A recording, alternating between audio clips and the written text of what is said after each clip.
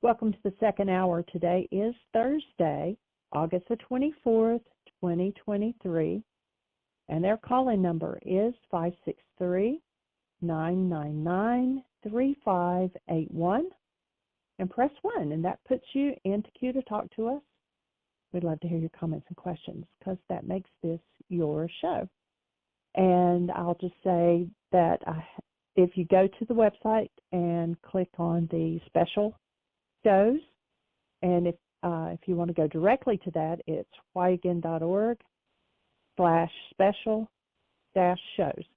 And the first thing on there is pseudo-solutions, and I have edited out just the parts of 5 different shows where Michael talked about the different pseudo-solutions and codependence, personal power person dynamics.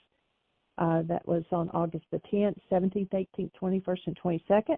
So those are edited out, and they're on our website there under special shows. So you can go out and check that out. And if you haven't started using our app yet, you can also on the website, if you, I'm trying to talk and scroll at the exact same time. So if you go to whyagain.org and scroll down just a little bit, there's a thing that says apps and more. If you click on that, it will explain the app. There's also, if you click on Start Here, there are 2 videos. One of them is instructions of how to navigate the website and where you can find different things. The other one is how to navigate the forgiveness app. And so download that. It's free. Whether you have an iPhone or an Android, go to your app store and type in Heartland, Heartland, Aramaic, Aramaic. And by that time, it will pop up with a glowing red heart, and it says Heartland Aramaic Forgiveness. Download it, and there are several things on the app that will come in handy for you, and it's really easy. A lot of people have been given feedback after they've started using it. 2 different worksheets. You have the forgiveness 7-step, and then the I'm opening it again as I talk. So we have the reality wake-up sheet abbreviated version, the current 7-step version. The Dragon Klingon game, there's a section for the commitments. You can click, and that'll bring those up for you. The commitments to yourself, to others, the child's commitments. There's a button for events. If we have anything going on, you'll be able to pick it up there. There is a button that says More, and that will take you to all kinds of links where you can access, all kinds of things. And then there's any page you're on, you can send us a question. And you click on that, and you just ask the question, and it sends me an email and lets me know what your question is. We will address it on the next radio show. I'll send you back an email letting you know the date and the time that we addressed your question. I'll also send you an email with an abbreviated answer. So we're here to support you, here to help you. That's what this radio show is about. And so it's your show. And so we want you to direct us in any direction that you want to go, something that you have a question about, something that you would like to know more about, or even something that you disagree with. We want to hear your comments. And so call us on this number. Let us know if you're listening to us on another radio station. Our call-in number again is 563-999-3581. And you press 1, and a little hand pops up, and I know that you want to talk to us, that you're not just out there listening. And we'll click on it, call you by your area code, and let you know that you're on the air. And we'd love to hear from you. If you run into anything on the website, I've been making several additions lately. And so if you run into anything that's not working or you're having trouble finding, please let me know about it. There's a couple of the pages that I've abbreviated the title of the page so that you can get to it easier. But then I've also been doing a redirect so that if you typed in the old URL address, it will redirect you immediately to the new one. So nothing will be lost there. And we would like you to participate. So it was, while we're waiting on Michael to dial in, I had a fun morning. We've been having our class, our high school graduating class, has been getting together. They've been doing it for about a year, but while Dad was still here and I was visiting him, I did not go out to the meetings because I didn't want to, possibly catch something and take it back to Dad. But since he's been gone the last couple months, I have joined them once a month. We meet for breakfast and we start talking about what we're going to do for our 50th high school reunion next year. And it's just a lot of fun to get back with people I graduated with. Some of them I recognize immediately, and some of them I have no clue who they are until they tell me. And a couple of our teachers have been showing up, and so that's awesome to reconnect to them. And so it's kind of a new stage of socializing with people again. But then we have had news that the next COVID strain is really hitting this area hard. So hold everybody in the space and for safety and health, and welcome everyone to the show. And at this time, I am going to welcome Michael. Thank you, dear heart, and welcome everybody. Honored that you're here, that we can connect and continue this conversation that's been going on for 12 years as we look at tools for really truly living a human life. Of course, many would say, well, what do you mean by that? Isn't everybody that's human living a human life? Well, not exactly. If you think that having a human form is all it takes to live a human life, then my offering is there's a big error there. A human form without the active presence of love is not a human life. It's just a human form. It's just the external skeleton structure. What we're looking to do is to work toward awakening to the truth of who we are as human beings, express that state of being that includes the continuous, ongoing, active presence of love expressing through that human form. It's like I've got a radio, no signals coming in. It's in what they call a Faraday cage. A Faraday cage blocks all signals from coming in. So I have a radio in a Faraday cage, so I can't listen to a radio station. Do I really have a radio? Well, I have a radio, it's plugged in, there's electricity flowing through it, so it must be a radio. But if I'm not getting any radio signal, do I really have a radio? And we're looking to assist people in developing the brain cells to recognize that it is the expression of active present love that really qualifies us as human beings. And that means that there is a significant piece of work to be done to rid ourselves of that which is unlike love, to rid ourselves of hostility, fear, rage, guilt, grief, drama, and trauma, and really be restored to a true human life.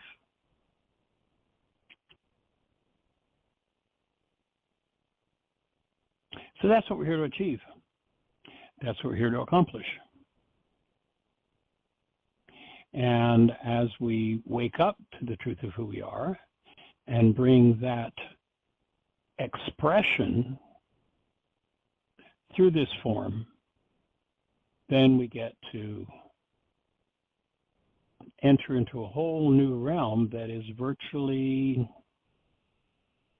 unrecognized in the world today. So in essence, that's what we're here to do. And recognizing the truth of who we are is the first step. And to continuously upgrade the, so to speak, software in our body-mind units the software that creates the expression of the human life,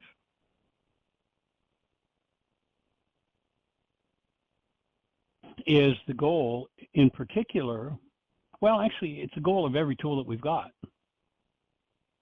So as we deepen our understanding of who we are as human beings,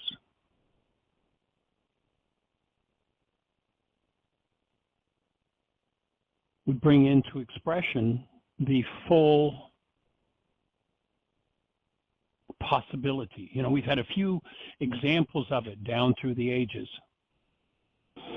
And those ones who created that expression are looked at as gods. And yet, if you listen to them, they said things like, the things I do, you too can do.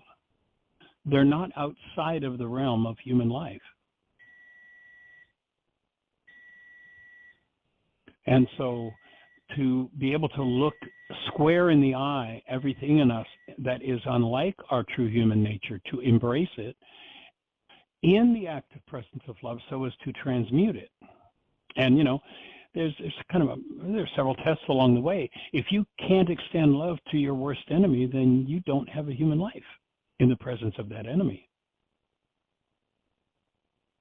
If you want to truly experience a peaceful world, you've got to face and heal your own frustrated, angry, annoyed, afraid, lonely, responding out of wounds, blaming others, blaming self. You've got to face everything in you that makes it impossible for you to hold to the mind of love. And that's the work required for healing. So each time the mind serves up something in that category of hostility or fear, and we don't have to get into the full-blown expression of that hostility or fear to recognize it and move through it. I was working with someone the other day, and they made an offhanded comment was based in hostility. There was no, perceivable hostility in their voice or their expression, but the words were based in hostility. And I fed back, well, notice the words that you're using. Well, yeah, but that doesn't mean anything. I'm not hostile. And then we went exploring, and what this person found out, and it really, Shakespeare says, my words fly up, my thoughts remain below. In other words, oftentimes when I'm functioning out of words I'm not paying attention to, I'm functioning unconsciously. My thoughts remain below. And so as we explored, it went into this, just a few words that were said based in hostility. And this person just, it just opened up a whole bag of old snarky gravel that was in her history. And as she was able to, it was like a new insight. Someone who's been doing the work for a while now, and it was like a new insight for her to go, oh, so if I watch when my words are based in that, I don't have to go all the way into it. I don't have to fall into it. If I hold unresolved pain or trauma within me, of course, it's easy when we live in denial to put those underlying energies of trauma into my brain's internally constructed perceptual image of others and pretend they're the cause of the way my mind's trauma or pain-based interpretation of events makes an appearance in my mind as a truth.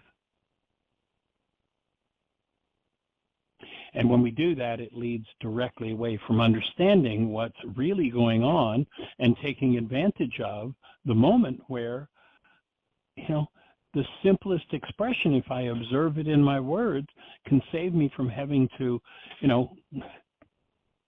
rage at somebody at some future time. With that energy, it saves me from calling somebody in to play that energy out with me and find myself going nuts over it. So my offering here is that the sooner that you pay attention and the sooner that you take responsibility for it and recognize the consequences of your words, the easier it will be, the less traumatic it will be to handle every trauma in your life. And ultimately, we are required to handle every trauma in our bloodline. That's kind of the bottom line of this work. So that, in essence, is where we want to head.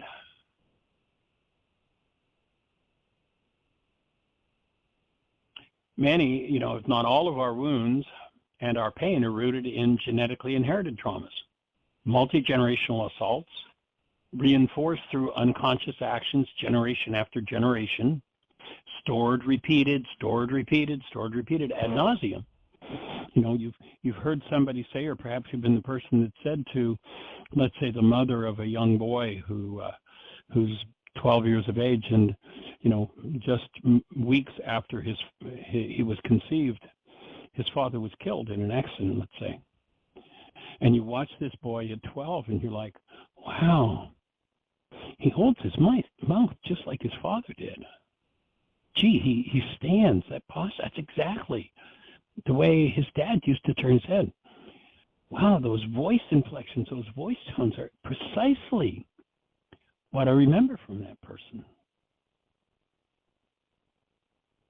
And these things are based in,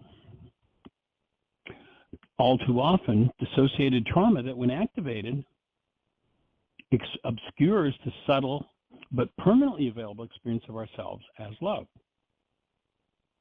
To the awareness of ourselves as love are never imposed from the outside.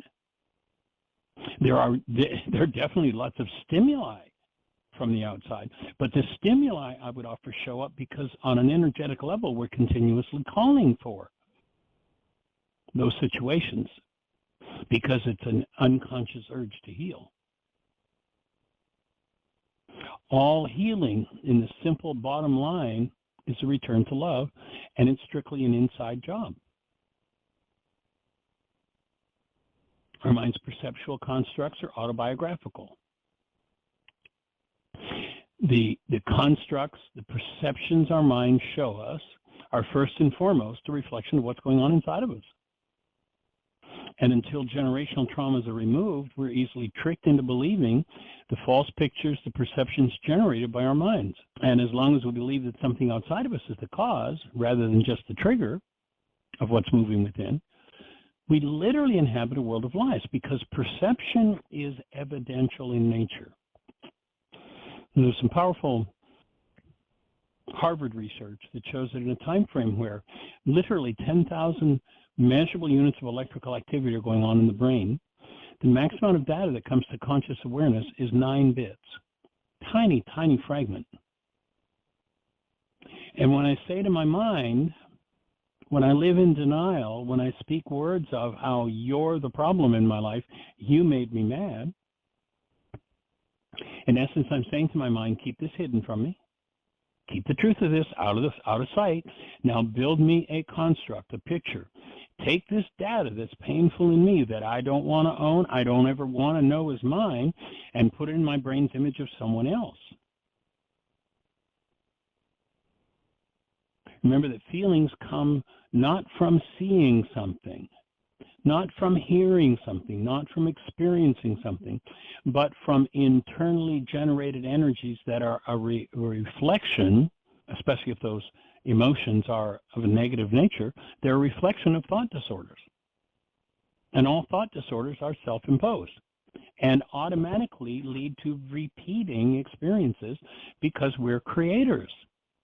And we create with the mind energy that we hold. So blamers would do really well to understand that denial, the act of thinking or speaking, as though something outside of oneself is the cause of what's moving on the inside. And when we do that, there's an instant dissociation, the hiding of the truth of what's causing the trauma, the pain, what have you. And that hiding blocks awareness of one's own internal dynamics, which results in this unnatural condition called an unconscious mind.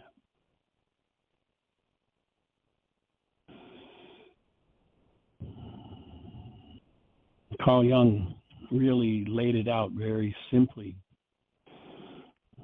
laid out the source of this unconsciousness and the seemingly unavoidable repeating of painful experiences when he explains that trauma recurs until resolved by the action of changing old familial habits of mind.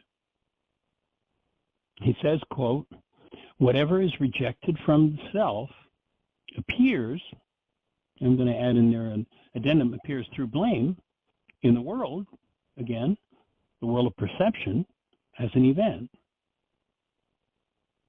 So whatever energetic patterns are resonating in me that I'm not willing to embrace, hold in the presence of love, are going to literally turn into pictures. This is one of the faculties of the human mind. It takes thoughts and turns them into pictures. And if my thought is, you're the one who's responsible for my anger, then I'll take that anger and I'll make a picture of you out of it, and you'll show up in my mind with my problem attached, and I'll swear it must be your problem because I can see that it's you.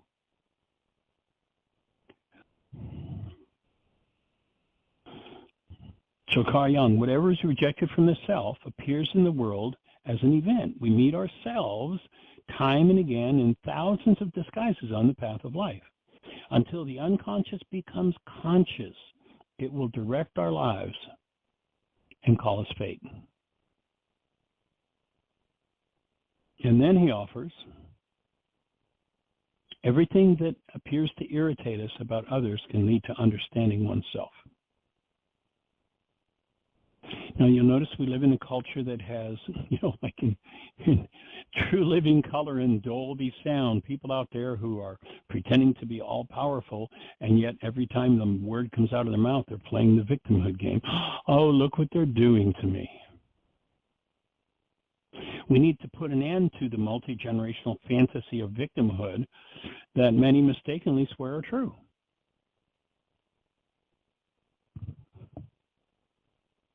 Again, that tongue-in-cheek line I love to repeat.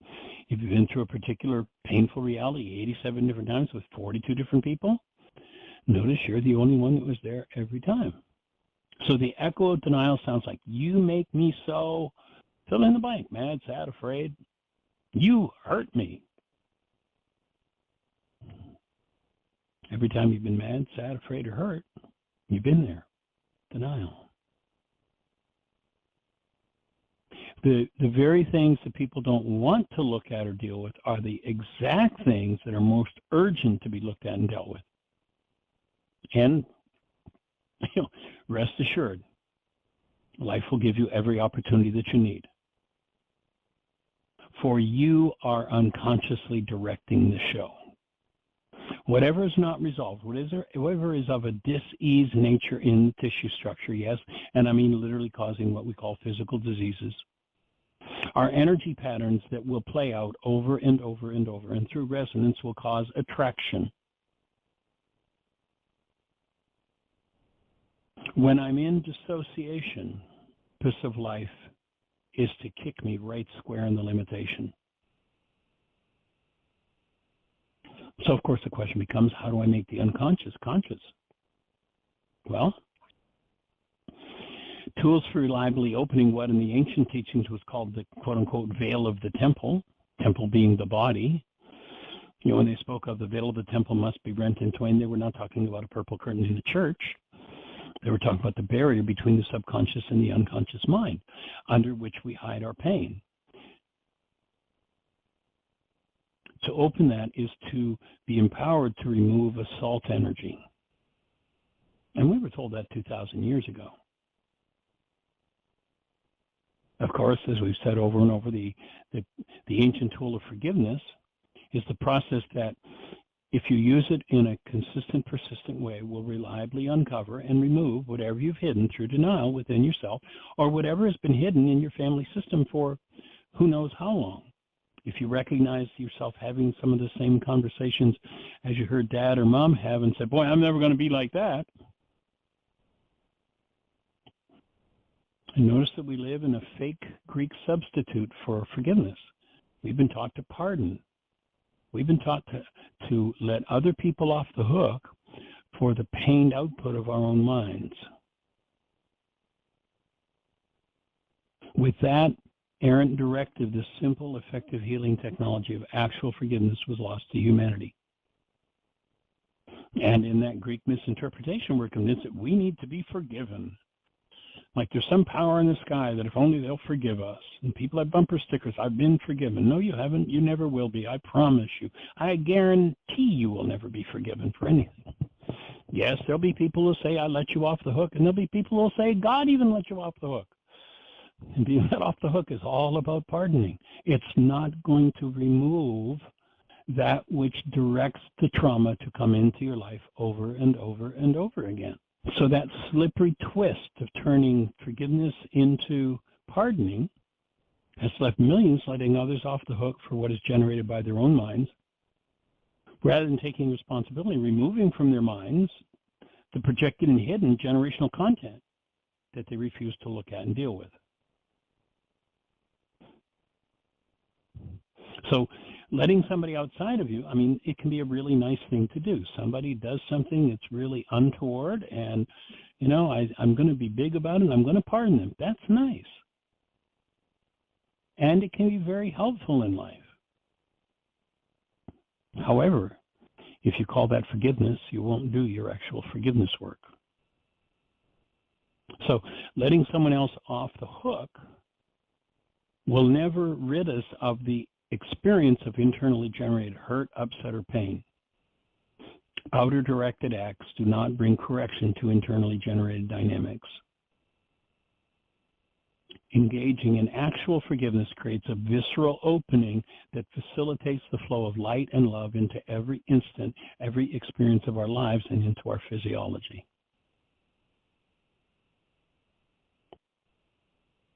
It doesn't matter what it is. Lonely, afraid, sad, rageful, hateful. Created for love to flow into that when you create a clean and open space within your mind for the washing of your mind, for the cleansing of your mind, for the transmutation, the removal of the energy of pain. And with the technology that Yeshua delivered to the planet 2,000 years ago, mega generational pain, depending on your willingness and practice at embracing it, can shift and be ended in a fraction of a second.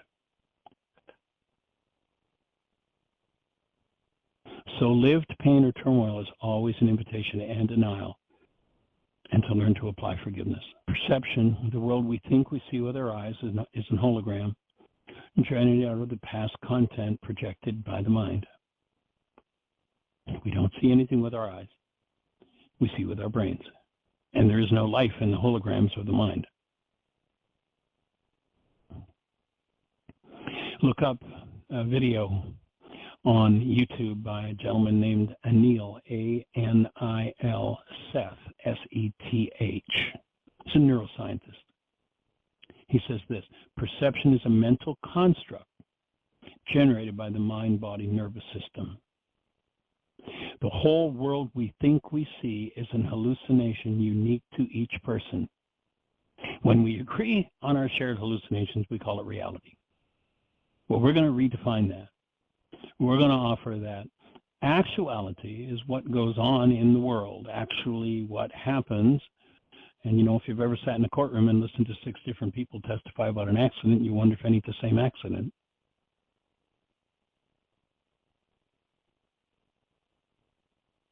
Each person at the accident, if they live in the world of perception, and it's not required to do that, if they live in the world of perception, their mind served up a different reality. The details change. Yeah, they may agree on some of the basic stuff, and even the basic stuff. You know, the person who watches the accident and the guy runs the red light, if he has a prejudice against women drivers, and the accident was between this guy who ran the light and a woman, he'll swear that he saw the woman run the light. He will literally experience that as a picture in his mind, as a construct of his mind. And there's a way that you can tell that your mind is in an hallucination. There's some form of hostility or fear. You can go to our website, and Jeannie has a copy of a book written by the CIA, Study of Intelligence, it's called. I have no idea how much money, how many thousands of hours they spent, but basically what the CIA was doing was looking to understand how to best sharpen their agents' minds so they could get accurate data. And here, quote, is what the CIA says. Perception is demonstrably an active rather than passive process. It constructs rather than records reality.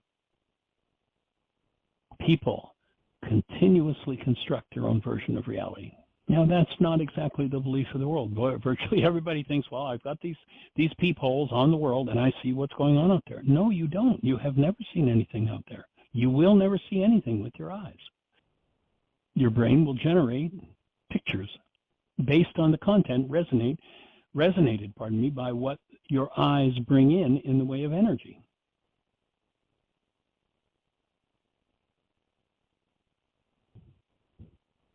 So reality or perception, the output of the mind, is either high quality, an accurate picture, or poor quality, deceptive projection.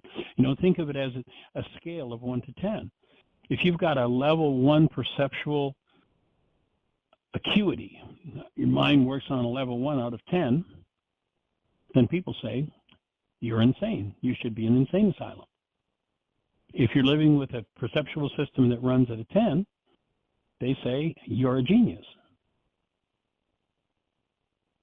Perception can be corrected so that it accurately reflects what the actuality is delivering, but it still can't give you the experience of the actuality. That takes a different set of faculties.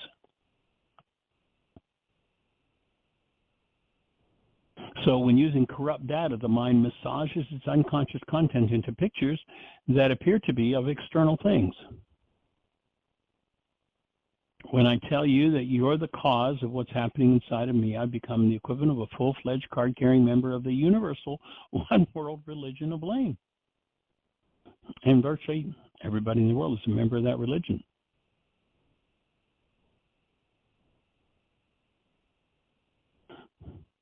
We watched a particular event on television last night, and I won't get political, so I won't mention what the event was, but it was interesting, all these high-powered people.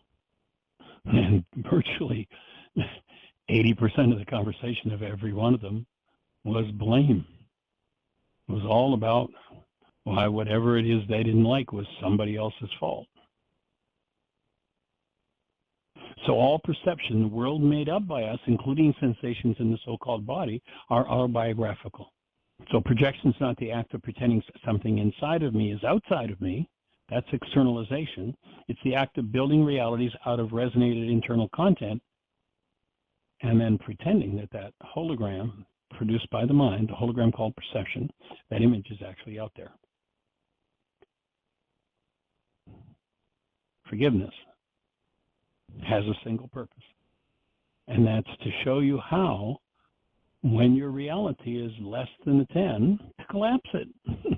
And to heal the underlying dynamics of it and give you back a mind that works at a 10. That's ultimately what it's all about.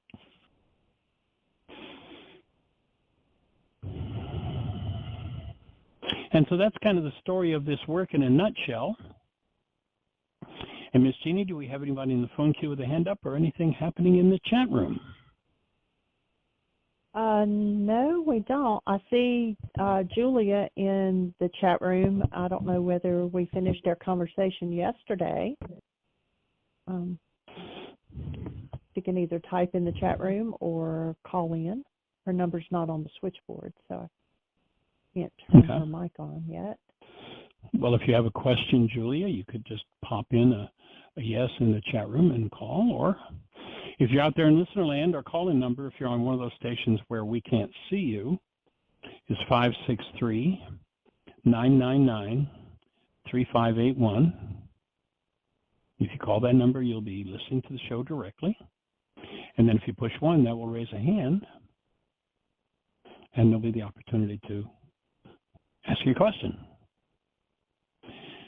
Just to remember that outer directed acts do not bring correction to internally generated dynamics. To me, that's one of the most important key thoughts in this whole conversation. An inwardly generated experience must be dealt by an inward act.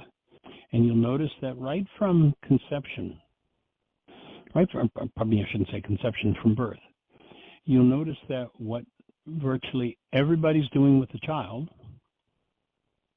is focusing them outside of themselves. Oh, look at this. Oh, look at that. Oh, smile at me. Look at my face, nose, ear, hair. Why does everybody see faces when they look at people? Well, the hypnosis started right out of the chute. You were born, and instantly somebody said to you, nose, eye, hair, chin, face, body, hands, feet, legs. And so pretty much everybody generates those images. Of the fact of physicality, if we listen to Einstein, Einstein says, on such things as matter, we have been all wrong. What we have heretofore called matter is energy, energy whose vibrations have been so lowered as to be perceptible to the senses. There is no matter. Einstein tells us there's no such thing. So remember that lived pain or turmoil is always an invitation to end denial and learn to apply forgiveness.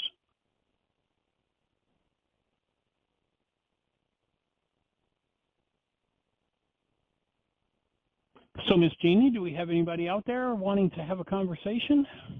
We've got 25 minutes left or so. It would be nice to have a conversation. I'm kind of complete with what I'd planned for today. I figured that would arouse some questions, thoughts, ideas.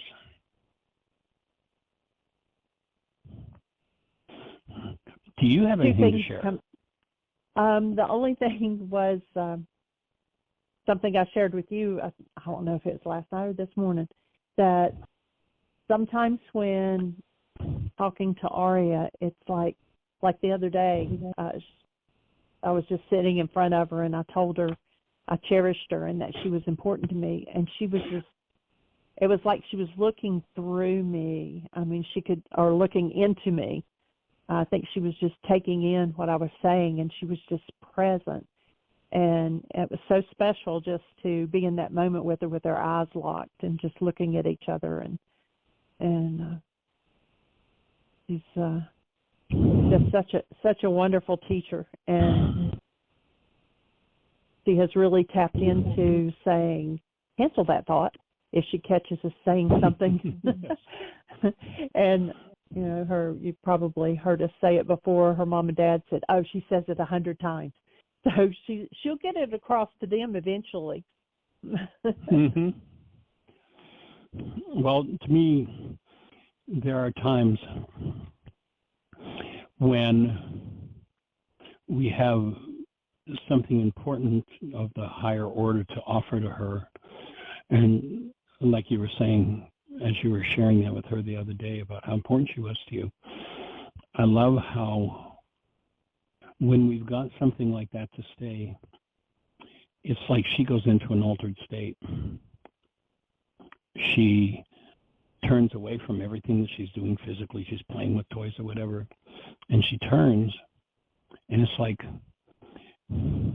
it's almost like, you've seen movies where there's an airplane chasing another airplane, and the airplane in the back locks on its radar, and there's a state where this little one goes at 5, where she just energetically drops everything she's focused on, turns to me or to Jeannie, and just locks in on it. And just,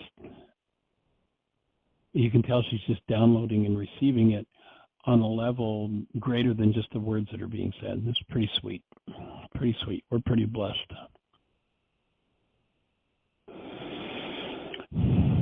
So, what's the biggest blessing in your world? Push 1. Share it with us. We've got 20 minutes.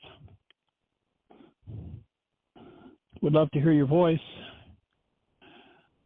And if no one has a conversation, I'm complete with everything I have to say for today. I would much rather continue the conversation, but if nobody has a thought for us, then I'm going to say much appreciation for joining us. create the best year yet of your eternal life. It's an awesome gift to give the world.